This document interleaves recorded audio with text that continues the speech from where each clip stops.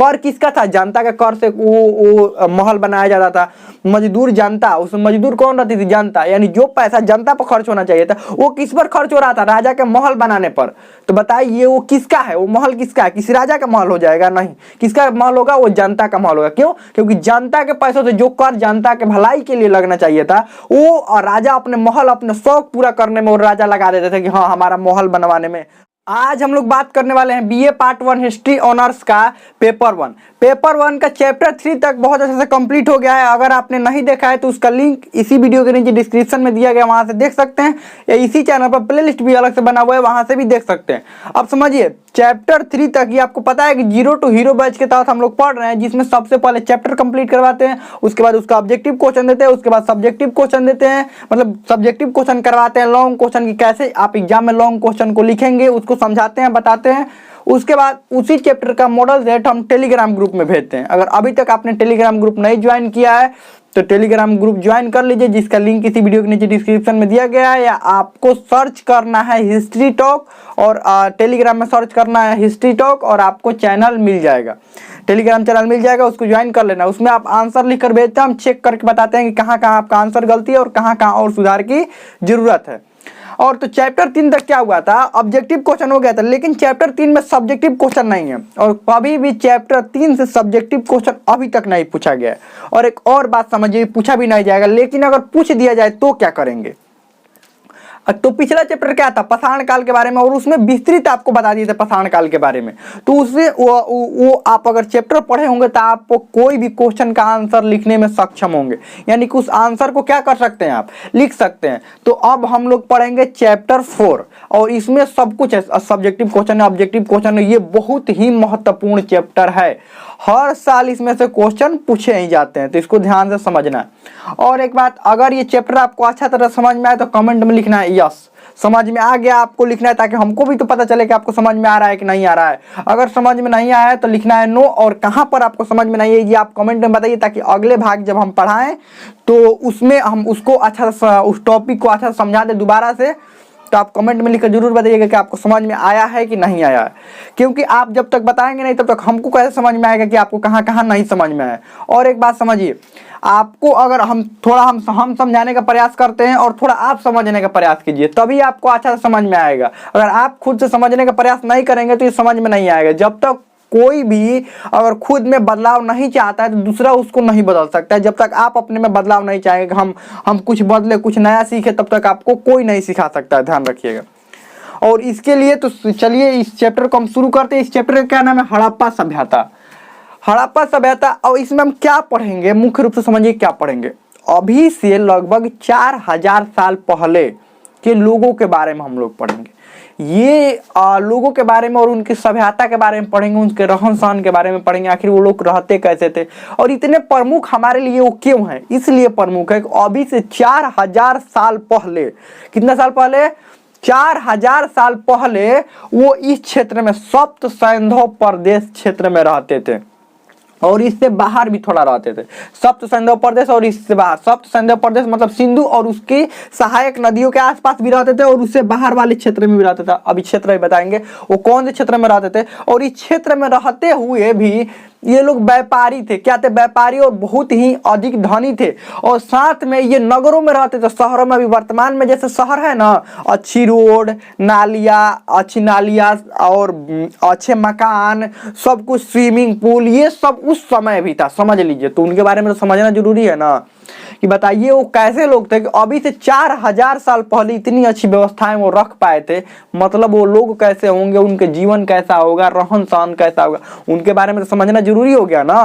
तो उनके बारे में ही हम समझेंगे। अभी से 4000 साल पहले की बात हम बता रहे हैं। ये घटना कब से कब तक के? मुख्य रूप से ये 2500 ईसा पूर्व से लेकर 1750 ईसा पूर्व के बीच माना जाता है कि ये लोग उस समय, इतने समय तक ये लोग लगभग इस क्षेत्र में रहे थे। उसके बाद धीरे धीरे इनका ह्रास होने लगा। ह्रास मतलब इनका पतन होने लगा, विनाश होने लगा, और धीरे धीरे ये सभ्यता खत्म हो गई। आपको एक और बात समझा दे, इतिहास हमेशा ये सिद्ध करता है कि कोई भी कितना भी बड़ा हो, एक ना एक दिन उसका साम्राज्य का नष्ट होना निश्चित है। उसका राज्य का, उसका साम्राज्य का, और कोई भी मतलब कोई भी कितना बड़ा कुछ भी हो, एक दिन न एक दिन वो नष्ट होना जरूरी है। या इंसान हो या कुछ भी हो, कुछ भी अगर आप महल भी बना देते हैं ना तो एक दिन तो अच्छा लगेगा, लेकिन एक न एक दिन उसका, उस महल का नष्ट होना निश्चित है। जो पृथ्वी पर, इस पृथ्वी पर है, उसका एक न एक दिन नष्ट होना निश्चित है। तो चलिए यही इतिहास बताता है। तो अब इनके बारे में थोड़ा हड़प्पा सभ्यता के बारे में हम समझना शुरू करते हैं। अब हम लोगों को ये 4000 साल पहले की बात, अब 4000 साल पहले लगभग आपको गिनवा देते हैं। ईसा पूर्व से ये 2500 ईसा पूर्व है ना, तो ईसा पूर्व से लगभग 2500 ईसा पूर्व लगभग पहले हो गया, यानी कि 2500 साल पहले लगभग इधर हो गया, और अभी 2000 साल चल रहा है। लगभग 4000 समझ लीजिए, 4000 से 5000 साल पहले समझ लीजिए। तो ये 4000 से 5000 साल पहले की घटना है। तो हम लोगों को कौन बताता है? उस समय के लोग आकर बताते हैं कि 4000 साल तक हम लोग जिंदा है यहाँ पर थे, तो हाँ हमारे पूर्वज ऐसे थे। उस समय के लोग यहाँ पर बचे हुए, कोई नहीं बचा हुआ है, ना लोग बचा हुआ है, ना कोई भी नहीं बचा हुआ है। तो आखिर इनके बारे में हमें जानकारी कैसे मिलती है? और बढ़िया से जानकारी पूरा मिल जाता है, एकदम अच्छा से। आप ये भी नहीं कह सकते हैं कि उस समय के लोग कोई पुस्तक, कोई किताब लिख कर गए हैं जिससे उनके बारे में जानकारी मिलती है कि हाँ यहाँ पर ऐसे रहते थे, यहाँ पर वैसे। वो जो लिखे हैं ना, वो किसी को समझ में नहीं आया है। वो कौन सी भाषा में, कौन सी लिपि में लिखे, ये लिपि नहीं समझ में आया है। तो ये भी जानकारी का स्रोत खत्म। मतलब ना कोई लोग बचे हैं, ना कोई उनके पुस्तकें पढ़ पाए हैं, मतलब जो भी वो अभिलेख लिखे कुछ भी नहीं पढ़ पाए। तो इनके बारे में इतना विस्तृत कैसे जानकारी मिल पाता है?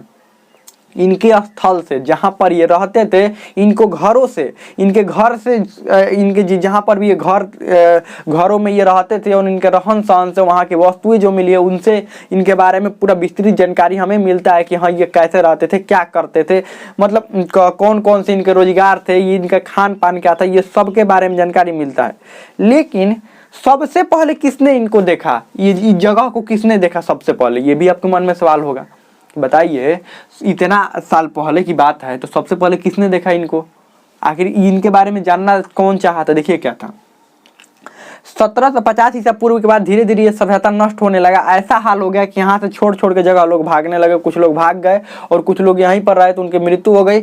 और उसके बाद जब इनके घर में अब कोई नहीं रहने लगा, बड़ा सा महल बना दिए थे, बड़ा सा महल बना दिए थे, लेकिन इस महल में कोई रहने वाला था नहीं। महल का मतलब राजा वाला बड़ा महल नहीं बोल रहे, मतलब ऐसा था कि बड़ा सा नगर जैसा था इनका, लेकिन उसमें कोई रहने वाला लोग नहीं। जब कोई रहने वाले लोग नहीं होंगे तो क्या होगा? बारिश होगा, वहां पर मिट्टी ऊपर से जमने लगेगा, धूल मिट्टी उड़कर क्या हो जाएगा? वो एक टीला के रूप में बन जाएगा। समझिए, ये घर है, ये घर है, और ये घर को ऐसे मान लीजिए, ये घर में अब कोई नहीं रह रहा है। आप कोई भी देखिए घर, अगर कोई इंसान उसमें रह रहा है तो घर सुरक्षित रहता है, लेकिन अगर इंसान नहीं रह रहा है तो समझ लीजिए वो घर का, जो घर 10 साल तक या 20 साल तक रहने वाला है ना, वो 5 साल में वो घर तहस नहस हो जाता है। अपने आसपास भी वो ऐसा घर आप देख सकते हैं जिसमें इंसान नहीं रहते। बहुत बड़ा बड़ा घर है, बहुत अच्छा घर है, लेकिन उसमें इंसान रहते नहीं है, कहीं दूसरे जगह चले गए हैं। उन घरों को देख लीजिए कितना जल्दी नष्ट हो जाता है। और एक झोपड़ी है और उसमें लोग रह रहे हैं, वो जल्दी नष्ट नहीं होता है। लेकिन ये बड़ा सा अच्छा सा एकदम ईंट से बनाया हुआ, सीमेंट से बनाया हुआ सब कुछ है, तो वो और जल्दी नष्ट हो जाता है। क्यों? क्योंकि इसमें इंसान रहते हैं। अब इंसान रहते हैं मतलब इसमें देखते हैं ये कहाँ टूटा फूटा हुआ है, बारिश के दिन में कहाँ से पानी आ रहा है, तो उसको रिपेयरिंग कर देते हैं। लेकिन इसमें रिपेयरिंग करने वाला कोई है नहीं है, तो बारिश का पानी घुस रहा है, मिट्टी आ रहा है, ये तो सब कुछ हो रहा है, तो बस इसी कारण ये नष्ट हो जाता है। ठीक वैसे ही ये जितने भी ये शहर बसाए थे, वहां पर भी ऐसे हुआ, सब धूल मिट्टी जमकर बड़ा सा टीला के रूप में बन गया, बड़ा सा ऐसे टीला के रूप में बन गया। तो क्या हुआ, ये जो भी लोग वहां पर उसके आसपास रहने वाले, मतलब इधर उधर रहने वाले लोग थे, इसके बारे में उनको जानकारी नहीं थी। उनको लग रहा था कि यार ये तो पहाड़ है, ये बहुत दिन से है। लेकिन कभी कभी लोगों को वहां से ईंटें मिल जाती थी, मतलब कहीं कहीं से मान लीजिए बारिश हुआ तो यहाँ से मिट्टी हट गया, तो यहाँ से ईंटें उन लोगों को मिल जाती थी। अच्छा ईंटा था, तो ईंट को उखाड़ कर अपने काम के लिए लेकर जाते थे वहाँ के स्थानीय लोग, आसपास के जो लोग रहते थे। मतलब बाद में जो आकर फिर बसे लोग रहे, तो उनके बारे में इनको जानकारी कुछ नहीं था। तो बस है, तो उनको थोड़ा बहुत ईंटें यहाँ से मिल जाता, तो उनको ये नहीं समझ में आता था कौन है क्या है, उनसे मतलब वो नहीं था। उनको बस ईंटें उखाड़ने से मतलब था, ईंट उखाड़ कर लेकर जाते थे। अब क्या हुआ कि ये लोगों के बारे में कैसे जानकारी मिला? जब अंग्रेज हमारे देश में आए, तो आपको पता है कि 1784 में एशियाटिक रिसर्च सोसाइटी की स्थापना हुई। इससे पहले हम पढ़ा चुके हैं। उसका उद्देश्य था कि भारतीय जो भी ग्रंथ है उनको आंग्ला भाषा में यानी कि अंग्रेजी में अनुवाद कराया जाए, जैसे संस्कृत का, फारसी का, ये सारी भाषाओं का जो ग्रंथ है इनको आंग्ला भाषा में अंग्रेजी में अनुवाद करवाया जाए। उसके बाद धीरे धीरे अंग्रेजों ने भारत के इतिहास ढूंढना शुरू किया। इसी क्रम में भारतीय पुरातत्व विभाग की स्थापना हुई। इसके बाद स्थापना होने के बाद क्या हुआ कि भारत के जितने भी पुरातात्विक स्थल थे, जैसे टीला जहाँ पर भी दिखाई देता है ना, उसको उत्खनन करवा देते थे। एगो अलग टीम ही बनाया गया। ये जब 1861 में ध्यान रखिएगा, भारतीय पुरातत्व विभाग की स्थापना हुई। पुरातत्व विभाग मतलब समझाए हैं, विभाग की स्थापना हुई 1861 में। इसके स्थापना कनिंघम ने किया था, ध्यान रखिएगा, कनिंघम ने किया था। तो कनिंघम ने जब इसकी स्थापना किया तो इसके कनिंघम ने टीम, बड़ा सा टीम बनाया, और इस टीम का एक ही उद्देश्य था कि भारत में जितने भी आपको टीले दिखाई दे या राजा का महल दिखाई दे, उनके बारे में, अगर टीला दिखाई दे तो उसको उत्खनन करवाइए, राजा का महल दिखाई दे तो उस महल को रिपेयरिंग करवाइए, ठीक करवाइए, और उस महल के बारे में जानकारी इकट्ठा कीजिए कि किस राजा का महल है, कब का महल है, ये कौन कौन से उसके वंशज रहते थे, क्या रहते थे, ये सब के बारे में आप पता लगाइए। कौन? कनिंघम का ये टीम का ये जिम्मेवारी मिला भारतीय पुरातत्व विभाग की स्थापना होने के बाद। अब क्या हुआ, धीरे धीरे ये लोग अपने ढूंढने लगे। तब ये बात हुआ 1904 में। 1904 में एक अधिनियम बनाया गया, भारतीय स्मारक संरक्षण अधिनियम। भारतीय स्मारक संरक्षण अधिनियम, स्मारक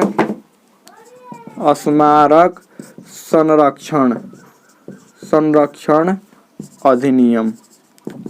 अब इस अधिनियम में क्या था, भारतीय संरक्षण अधिनियम बनाया गया।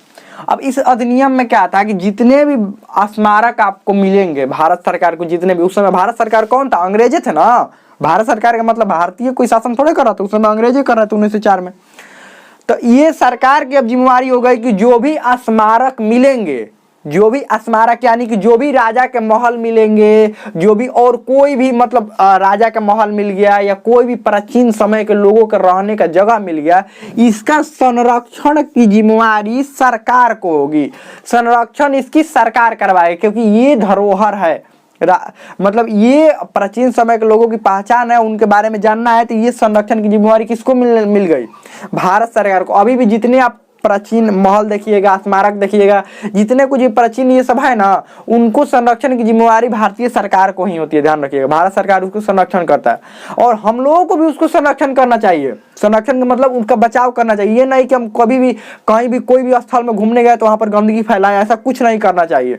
क्यों? क्योंकि वो प्राचीन समय का धरोहर है ना। और एक बात समझिए ना, वो किसके पैसे से बनाए गए हैं, जो स्मारक बनाए गए हैं, प्राचीन समय के राजा के महल बनाए गए हैं, वो किसके पैसे से? राजा काम करते होंगे कि राजा काम करके पैसा जुटाकर राजा महल बनवाता? नहीं, वो सब जनता के पैसा से। सब जितने भी आप इतने अच्छे अच्छे महल देखते हैं, स्मारक देखते हैं, भवन देखते हैं, किसके पैसे से बनाए गए? राजा ने बनवाया है? नहीं, राजा नहीं, वो सब जनता के पैसे से लेकर और इतने बड़े बड़े महल बनाए गए, और उसमें काम करने वाले भी कौन मौजूद थे? जनता।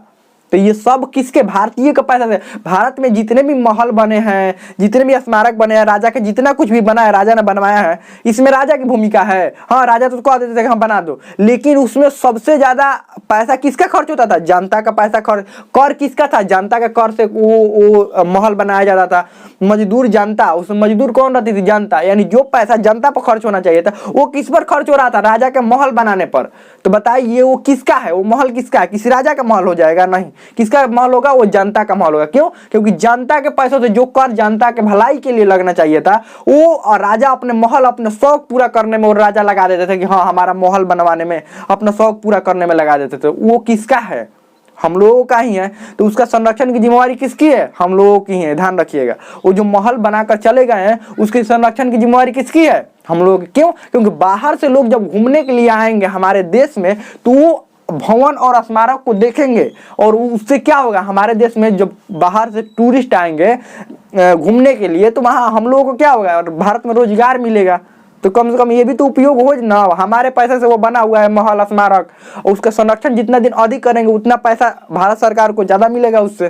तो ध्यान रखिएगा, जितने भी महल है, ये सब के संरक्षण की जिम्मेवारी किसकी है? हमारी भी है। सिर्फ सरकार की जिम्मेवारी नहीं है, हम लोगों की भी जिम्मेवारी है कि हम उसका संरक्षण करें। चलिए आगे बढ़ते हैं।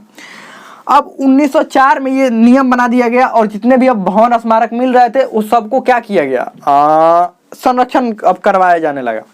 अब क्या हुआ, अब जॉन मार्शल को शुरू में भारतीय पुरातत्व विभाग के निर्देशक कनिंघम थे, लेकिन फिर क्या जॉन मार्शल को बनाया गया। अब यहाँ से शुरू होता है मेन कहानी। जॉन मार्शल को भारतीय पुरातत्व विभाग का महानिदेशक बनाया गया। इनको किनको, जॉन मार्शल को भारतीय पुरातत्व। अब यहाँ से मेन कहानी शुरू होता है। ये 1913 से लेकर 1920 तक बहुत ही महत्वपूर्ण जगहों का उत्खनन करवाया इन्होंने, बहुत ही महत्वपूर्ण, जिसमें सबसे महत्वपूर्ण था तक्षशिला विश्वविद्यालय। तक्षशिला विश्वविद्यालय का उत्खनन इन्होंने करवाया। किन्होंने, जॉन मार्शल के नेतृत्व में तक्षशिला विश्वविद्यालय मिला हम लोगों को। नालंदा मिला, उसके बाद तक्षशिला, नालंदा, सांची मिला। ये सारे जगह बहुत ही महत्वपूर्ण जगह है। आपको पता है कि नालंदा विश्वविद्यालय को भी जिस समय नालंदा विश्वविद्यालय इसको भी नष्ट करवा दिया था। किसने, बख्तियार खिलजी ने नष्ट करवा दिया था। नष्ट करवा कर इसमें मतलब पूरा नष्ट हो गया था, यहाँ से सभी लोग हट गए थे। तो इस पर भी क्या हो गया था, मिट्टी जम गया था। और मिट्टी जम जाने के बाद इसको कोई पता नहीं था कि यहाँ पर विश्वविद्यालय है कि क्या है, किसी को नहीं कुछ पता था। तब इन्होंने क्या किया, इसको उत्खनन करवाया और बताया कि हाँ ये नालंदा विश्वविद्यालय। और प्राचीन समय में पूरा दूसरे देश के लोग, जैसे थाईलैंड हो गया, चीन हो गया, चीन के अधिकतर लोग, चीन, थाईलैंड, जापान, कोरिया, ये सारे जगहों के लोग भारत में पढ़ने के लिए आते थे। आज जिस तरह से लोग अमेरिका में जाते हैं ना, अमेरिका और इंग्लैंड में पढ़ने के लिए जाते, अब प्राचीन समय में कहाँ पर लोग आते थे, हमारे नालंदा में। नालंदा कहाँ पर है, बिहार में है। इन नालंदा में पढ़ने के लिए, नालंदा विश्वविद्यालय में, हमारे तक्षशिला विश्वविद्यालय में पढ़ने के लिए आते थे। लेकिन क्या हुआ, इसको नष्ट करवा दिया। किसने, इसको बख्तियार खिलजी ने नष्ट करवा दिया। जिसके बाद क्या हुआ, यहाँ पर पढ़ने आना लोगों का बंद हो गया। जब नष्ट हो गया तो बंद हो गया। तो इसको उत्खनन करवाया जॉन मार्शल। उसके बाद जॉन मार्शल तो महानिदेशक थे, लेकिन जो टीम भेजा जा रहा था, किसी न किसी के नेतृत्व में टीम भेजा जाएगा ना, कि हर जगह जॉन मार्शल जाएंगे। अब टीम इनका बड़ा हो गया था, कई भागों में अपने टीम को बांट दिए थे। तो टीम का भी एक मेन लीडर बनाना पड़ेगा ना। मान लीजिए एक टीम में 20 गो लोग हैं, तो उसका भी मेन लीडर बनाना पड़ेगा कि जॉन मार्शल को मेन लीडर बनाकर हर जगह लेकर जाया जाए, नहीं। तो एक टीम बना, मतलब अलग अलग टीम बनाया गया। तो उसी में से एक टीम के महानिदेशक थे दयाराम साहनी। इन्होंने क्या किया, 1921 में, इन्होंने क्या किया, 1921 में दयाराम साहनी द्वारा 1921 में सबसे पहला स्थल सिंधु घाटी में ये पहुंच गए। 1921 में दयाराम साहनी क्षेत्र में पहुंच गए और बड़े बड़े टीले इनको दिखने लगे, क्योंकि ये पूरा शहर था तो बड़ा बड़ा टीला दिखेगा नहीं इनको। तो यहाँ पर उत्खनन करवाना शुरू किया इन्होंने। किन्होंने, दयाराम साहनी ने। और 1921 में सबसे पहला स्थल इन्होंने खोजा जिसका नाम था हड़प्पा। जिसका नाम क्या था, हड़प्पा। सबसे पहला स्थल कौन खोजा, हड़प्पा, 1921 में, जो कि रावी नदी के किनारे है। जो कि किस नदी के किनारे है, देखिए ये रावी नदी हो गया ना, ये रावी नदी हो गया ना, तो यहाँ पर इसी नदी के किनारे है। ये कौन, हड़प्पा, रावी नदी के किनारे है। तो रावी नदी के किनारे हड़प्पा है। उसके बाद फिर यहाँ पर इधर दयाराम साहनी के बाद राखल दास बनर्जी द्वारा, दिखाई नहीं ना देगा, ऊपर वाला मिटा देते हैं। दयाराम साहनी के बाद राखल दास बनर्जी द्वारा खोज किया गया 1922 में। 1922 में खोज किया गया ये मोहनजोदड़ो, ये भी जगह का नाम है। मोहनजोदड़ो का खोज किया गया 1922 में। कब खोज किया गया, 1922 में मोहनजोदड़ो का खोज किया गया। 1921 में दयाराम साहनी के द्वारा हड़प्पा का खोज किया गया। 1922 में मोहनजोदड़ो को, जो कि सिंधु नदी के किनारे है। ये मोहनजोदड़ो किस नदी के, देखिए ये वाला जो नदी है ये सिंधु नदी है, ध्यान रखिएगा, सिंधु नदी है। और इसके जो सहायक, देखिए ये सिंधु नदी है, ये पूरा सिंधु नदी है। और ये जो नदियाँ मिल रही है, ये सब इसकी सहायक नदी। जैसे सबसे नीचे वाला ये वाला नदी जो है, ये वाला सतलज नदी है। ये बीच वाला रावी नदी है। ये वाला चिनाब नदी है। ये झेलम नदी है। ये सब इसकी सहायक नदी है। तो दो को जगह मिला, 1921 में मिला हड़प्पा और 1922 में मिला मोहनजोदड़ो। और इसका खोज राखल दास बनर्जी ने किया था। राखल दास बनर्जी ने किया था। अब एक और बात समझिए, राखलदास बनर्जी ने जब 2 गो स्थल मिला तो अब इसका नाम तो रखना पड़ेगा ना कि आखिर कौन सी सभ्यता है, क्या है। तो देखा गया कि ये सिंधु नदी और इसकी सहायक नदी के आसपास वाले क्षेत्र ही सिर्फ मिल रहे हैं, ये दोनों। तो जब भी किसी नदी और या उसके सहायक नदी वाले उसके किनारे कोई भी स्थल मिलता है तो ये नियम था उस समय कि अगर इसके किनारे कोई भी नदी घाटी के किनारे या उसके सहायक नदी के किनारे अगर मिले कोई स्थल तो उसी नदी के नाम पर इसका नाम रख दिया जाता था। तो ये किस नदी के किनारे मिला हुआ है? सिंधु नदी, इसीलिए इसका नाम रख दिया गया सिंधु घाटी की सभ्यता। सिंधु घाटी की सभ्यता, इसका नाम क्या रख दिया गया? सिंधु घाटी की सभ्यता। सभ्यता, सिंधु घाटी की सभ्यता इसका नाम रख दिया गया सिंधु घाटी, क्योंकि ये सिंधु घाटी में ही मिला है ना, सिंधु नदी के किनारे ही मिला है। ये वाला जो स्थल है ये सिंधु के सहायक नदी के किनारे ही मिला हुआ है, इसीलिए इसका नाम रख दिया गया सिंधु घाटी की सभ्यता। लेकिन धीरे धीरे और इसका उत्खनन होने लगा और भी बहुत सारे स्थल मिलने लगे और इस क्षेत्र में अब स्थल मिलने लगे। गुजरात वाले क्षेत्र में लोथल मिलने लगा, फिर इस क्षेत्र में स्थल मिलने लगी, ये सारे जगह पर स्थल मिलने लगे। जब ये बाहर स्थल ये मिलने लगे, फिर इधर स्थल मिलने लगे, इधर स्थल मिलने लगे, ये जो अलग अलग जगहों पर स्थल मिलने लगे ना, तो क्या हुआ, इसका अब नाम तो बदलना पड़ेगा। क्योंकि जब ये सिंधु नदी के किनारे, अब इधर सिंधु नदी है, इधर स्थल मिल रहा तो सिंधु नदी है, और जबकि पता चला कि सब सभ्यता मतलब सारे लोग एक ही समय के लोग हैं और एक ही सभ्यता के लोग हैं, तो इसका नाम कैसे इसके नाम पर रख दीजिएगा? ये तो गलत हो जाएगा ना, कि जब लोग इधर मिले हैं और ये भी एक ही समय के लोग हैं तो इसका नाम कैसे आप रखेंगे? तब क्या नियम होता है कि अगर इस मतलब एक ही नदी के किनारे ना मिलकर अलग अलग दूसरे नदी के किनारे मिले और सब लोग एक ही समय के हो, एक ही समय के सभी लोग हों, तो उसका नाम ये रखा जाता है कि सबसे पहले जो स्थल मिला है ना उसी के नाम पर इसका स्थल का नाम रख दिया जाता है। तो सबसे पहले इसका स्थल कौन मिला था? हड़प्पा, सबसे पहले हड़प्पा, तो इसीलिए इसको हड़प्पा की सभ्यता भी बोलते हैं। हड़प्पा की सभ्यता, हड़प्पा की सभ्यता भी बोलते हैं। तो अब आपके मन में कंफ्यूजन नहीं होगा कि सिंधु घाटी की सभ्यता क्यों बोलते हैं, हड़प्पा की सभ्यता क्यों बोलते हैं। इसलिए बोलते हैं सिंधु घाटी की सभ्यता क्योंकि शुरू में सिंधु और उसके सहायक नदियों के आसपास वाले क्षेत्र मिले थे, लेकिन धीरे धीरे इसका क्षेत्र विस्तार होता गया इस सभ्यता का, इसीलिए इसका नाम क्या रख दिया गया? हड़प्पा की सभ्यता। क्यों? क्योंकि इसका नियम होता है कि सबसे पहले जो स्थल मिला है उसी के नाम पर इस सभ्यता का नाम रख दिया जाता है जब बाहर कोई स्थल मिलता है, इसीलिए इसको सिंधु घाटी की सभ्यता या हड़प्पा की सभ्यता भी कहते हैं। इसके बाद हम लोग इसका विस्तार देखेंगे, अगले भाग में समझेंगे। तो हमें तो समझ में आ गया होगा। आप कमेंट करके ये भी बताइएगा कि आपको इसमें से कौन कौन से टॉपिक नहीं समझ में आए हैं या आपको अच्छा से समझ में आ गया है। तो आप कमेंट में यस जरूर लिखिएगा कि हाँ बहुत अच्छा समझ में आ गया है।